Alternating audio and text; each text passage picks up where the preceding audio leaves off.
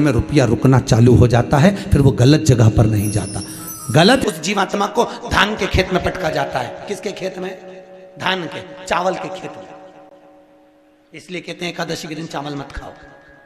एकादशी का व्रत ही कर लेने पर ये सारे जो दोष हैं वो समाप्त हो जाते हैं। चार हैं, पैसा तो आ रहा है पर घर में टिक नहीं रहा। डॉक्टर में, पुलिस में, एक्सीडेंट आदि में, कहीं गलत जगह पर, व्यसन में अगर पैसा जा रहा है, जुए में, मांसाहार, मदिरा पान, या कहीं आया पैसा, पैसा आने में कमी नहीं, आ रहा है पर टिक नहीं रहा, रुक नहीं रहा।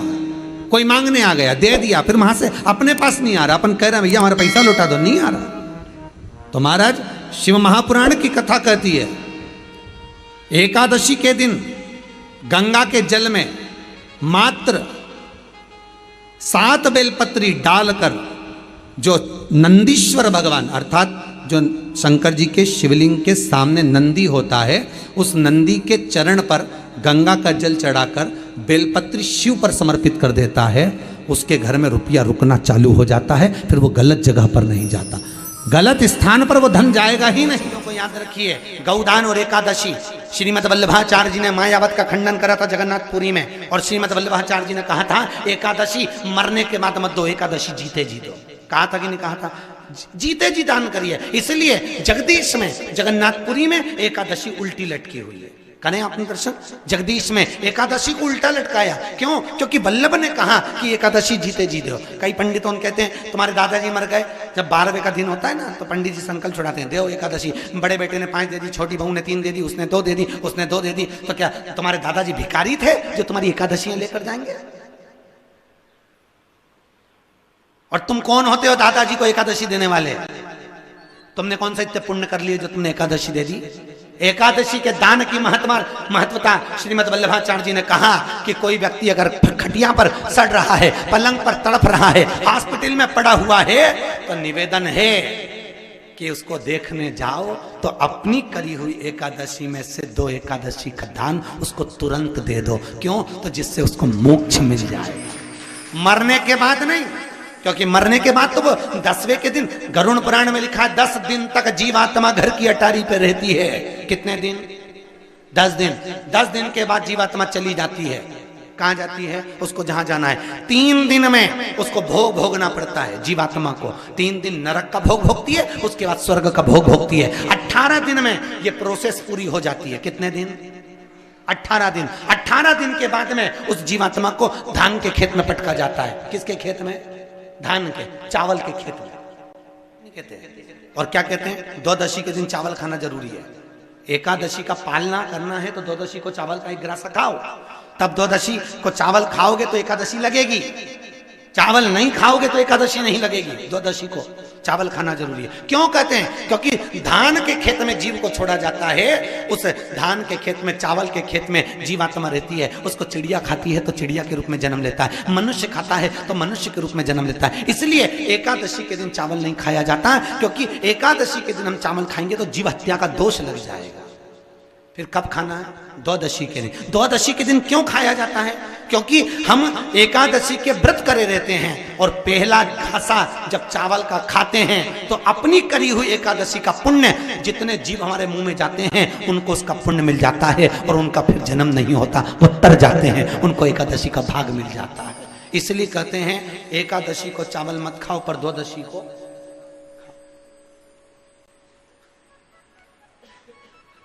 खाइए। 10 दिन तक जीवात्मा है, और आपने एकादशी कब दान दी? बोलो जम के। 12वें के दिन, 13वें के दिन आपने एकादशी का दान दिया, वो मिली उनको? अरे बोलो अच्छे से। कई तो अभी तक कर रही होगी, हमारे दादाजी के निमित्त की कर रहा है, कर ले। फिर वही वाली बात आ गई, गुलाब के फूल में पानी जारी है। सबसे पहला नियम एकादशी व्रत का, सबसे पहला नियम है कि आप जिस दिन व्रत करो उसके 1 दिन पहले भक्ति का संचार इस हृदय में कर लो। भक्ति का संचार इस हृदय में कर लीजिए। जिस दिन आप व्रत करो, जैसे एकादशी का व्रत कर रहे हो तो 10वीं के दिन शाम का समय जब आवे, रात्रि जब होने लगे, शाम का समय आवे और रात्रि का आप जब भोजन ग्रहण करो तो उस भोजन में कोई ऐसा पदार्थ ग्रहण मत करिए जिस पदार्थ के कारण आपकी एकादशी बिगड़ जाए।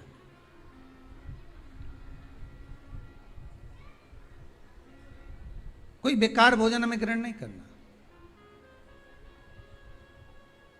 श्रेष्ठ भोजन ग्रहण करिए दशमी के। और एकादशी का दूसरा नियम बहुत ध्यान से सुनिएगा।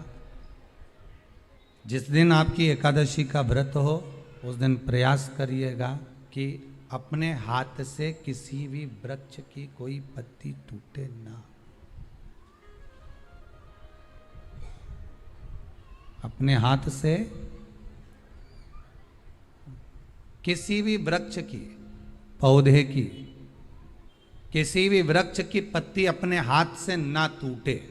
बहुत ध्यान दीजिएगा महाराज। एकादशी का ये दूसरा नियम है कि अपने हाथ से किसी पौधे की, किसी वृक्ष की, किसी डाली की कोई पत्ती टूटे ना, कोई पत्ती ना टूटे, इसका प्रयास करिए।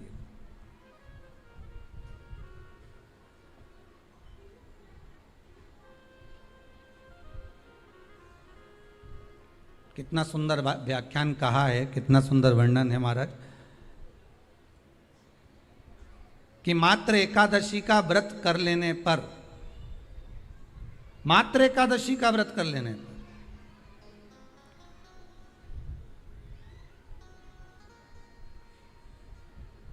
जो पूर्व में किया गया हमारा पाप कर्म है, हमने किसी जीव की हत्या करी है, हमने किसी को कष्ट प्रदान करा है, हमने किसी को अपशब्द कहा है, हमने किसी को ताने दिए, हमने किसी को आड़ा टेढ़ा कहा है, हमने किसी को गालियां दे दी, हत्या करी है, हमने किसी को कष्ट प्रदान करा है, हमने किसी को अपशब्द कहा है, हमने किसी को ताने दिए, हमने किसी को आड़ा टेढ़ा कहा है, हमने किसी को गालियां दे दी है। मात्र एकादशी का व्रत ही कर लेने पर ये सारे जो दोष हैं वो समाप्त हो जाते हैं।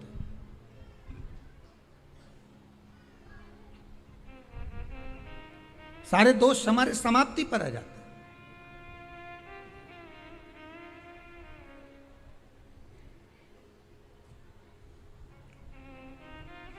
अब एक विचार करिएगा थोड़ा सा अपने मन में, अपने चित्त में, अपनी वृत्ति में एक बात उतारिएगा।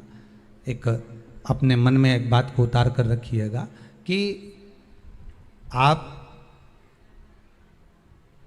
अपने पाप को, अपने पाप कर्म को जिस दिन छिन्न करने वाले हो, समाप्त करने वाले हो, अपने पाप को आप जिस दिन समाप्ति पर लेकर जा रहे हो, तो उसके एक दिन पहले आपको प्रसन्नता होना चाहिए कि नहीं होना चाहिए कि कल मेरा पाप कटने वाला है, कल मेरा पाप समाप्त होने वाला है।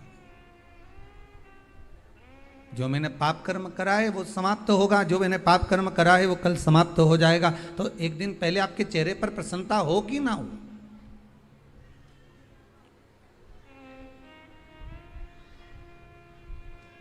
और चेहरे पर वो प्रसन्नता आपके आना चाहिए कि कल मेरा एकादशी का व्रत है, आज दशमी है, कल एकादशी का व्रत है, तो कल मेरी जब एकादशी का व्रत रहेगा तो मेरा ना जाने कितना कितना पाप, कितना असत्य, कितना झूठ, कितना प्रपंच वो समाप्त हो जाएगा। इसमें मुझे प्रसन्नता हो, इसमें मुझे आनंदता हो।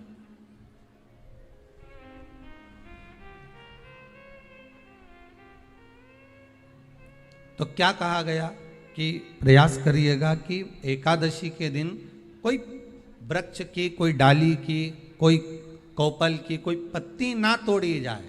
क्यों?